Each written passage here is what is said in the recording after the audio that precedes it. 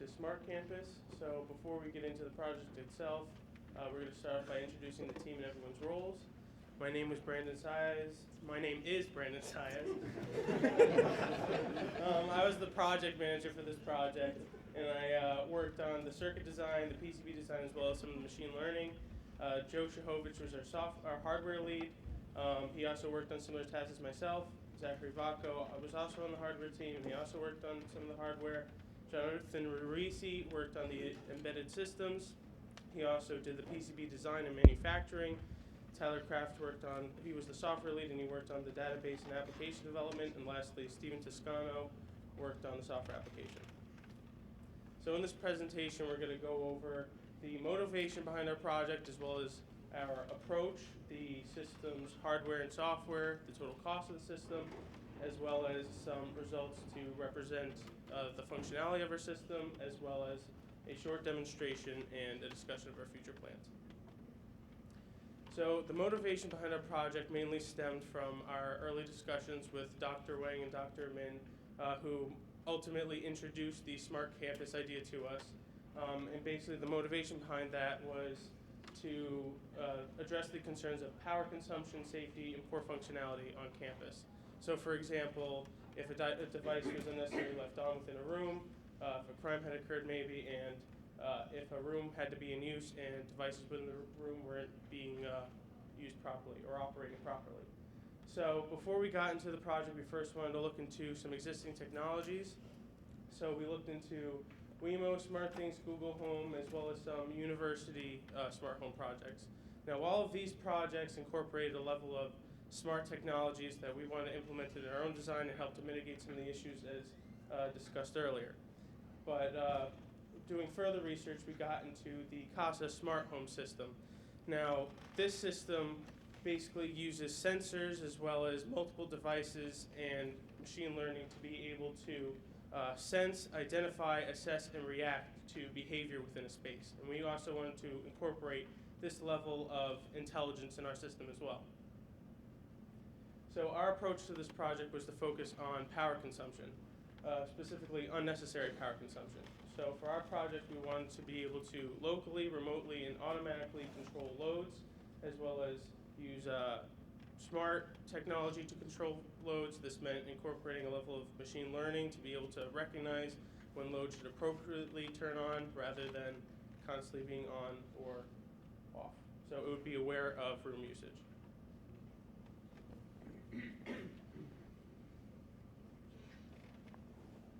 So for the hardware in our system, it consists of 3 separate devices.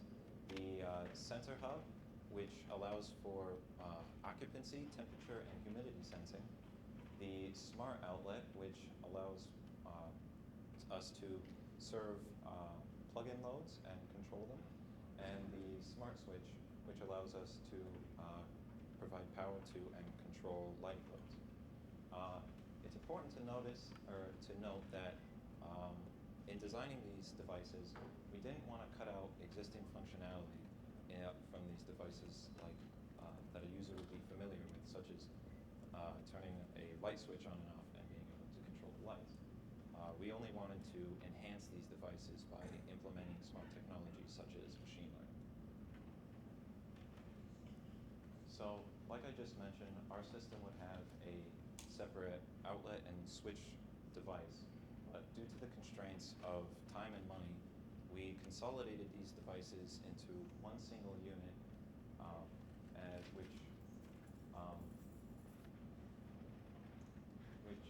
we did this because their designs were very similar, apart from the switch having a physical switch and the outlet having a receptacle for plug-ins. The impact that had on our system was that we ended up with one single test bed, so all of our testing was done in one unit instead of multiple units. Functionality-wise, this device would have a Hall effect sensor, which allows us to monitor the power consumption that we are serving, with the load that we're serving. A relay circuit, which can be used to control the power to the load we're serving. A Wi-Fi module, wireless communication to our software application via our backend, and our microcontroller, which ties everything together so that all of the components can communicate to each other.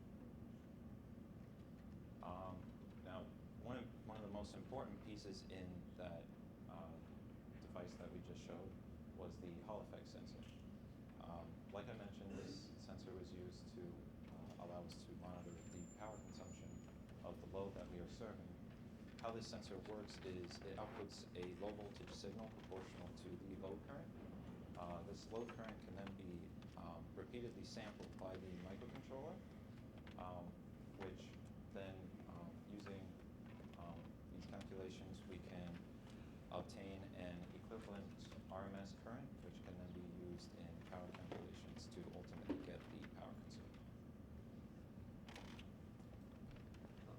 So the sensor hub, the main purpose of the sensor hub is to monitor the room environment. And so we have two sensors that act as inputs to our system. We have a temperature sensor, which will send temperature data to our database and store it in there. And also we have a proximity sensor, which will allow us to know whether the room is occupied or vacant.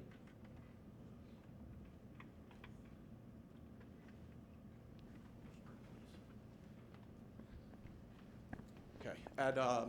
At the core of the devices just previously discussed is our embedded platform called the Smart Module.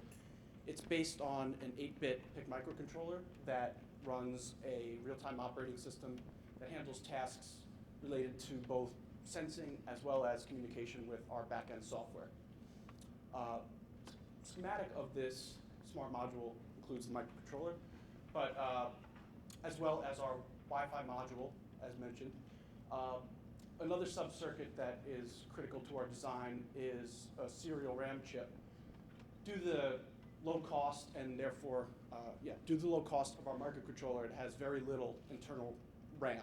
So buffering data and storing measurements becomes very difficult in addition to running a real-time operating system. So if the device loses connectivity with the network, it will buffer measurement data to the static RAM chip to be communicated back to the back end once it reconnects.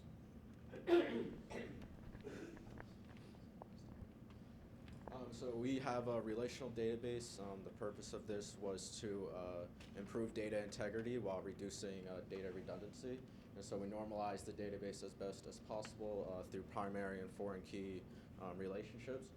In the bottom right corner, we have stored procedures that we use within our software application. And in the top corner, we have a separate table for authorized persons, which allows our for user authorization to log into our application.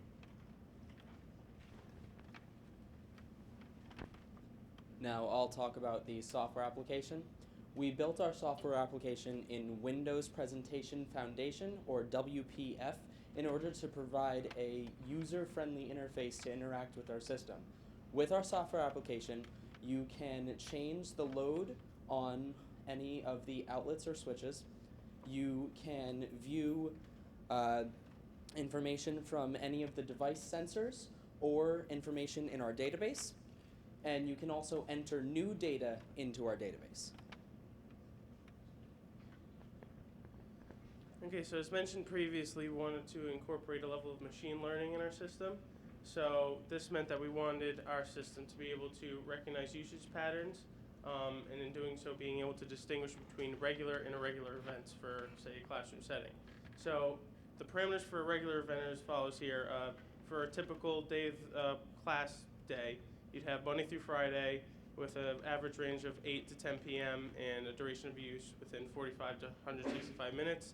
And in contrast, an irregular event would be maybe on a weekend with an irregular time of day for a classroom, as well as an irregular amount of time for classroom meeting time. So for the purposes of our project, we performed a simulation of how this system, the machine learning would operate within our system. So we used MATLAB to perform a simulation, and we use a support vector machine model to do this. So basically, the support vector machine is uses supervised learning algorithms to perform classification regression analysis. And for the purpose of our project, we were focusing on the classification portion of it, as we needed to classify between regular or irregular events. So as can be seen by these two figures below, this is actually one figure, but it's the two cross sections basically. So using the training data of 390 data points, we're able to create this model, and then using 780 data points as testing data, which we continue to simulate over and over again, we were able to achieve an accuracy range between 96 to 98%.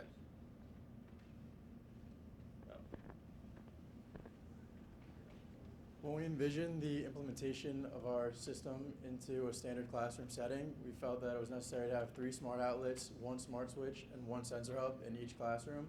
And you can see the per unit cost associated with each of those items, which gives us a total cost for a standard classroom of around $304.42.